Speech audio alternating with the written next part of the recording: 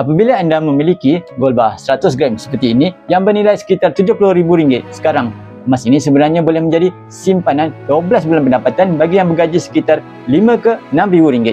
Ia bukan sekadar seketul emas, tetapi ia benteng pertahanan yang memberi ruang bernafas jika berlaku kecemasan kewangan.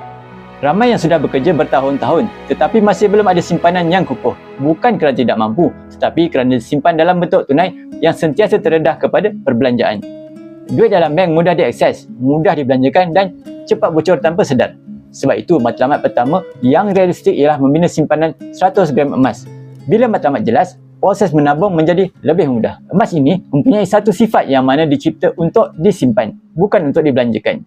Bila emas berada dalam tangan, anda tidak melihat angka, anda melihat gram, dan gram itu jarang sekali kita keluarkan kecuali bila benar-benar diperlukan. Anda boleh menabung emas serendah RM100 melalui akaun emas JAP. Sedikit demi sedikit, gram mula terkumpul. 5 gram, 10 gram dan akhirnya mencapai 100 gram. Apabila cukup, anda boleh keluarkan gold bar fizikal dan simpan sebagai aset sebenar anda.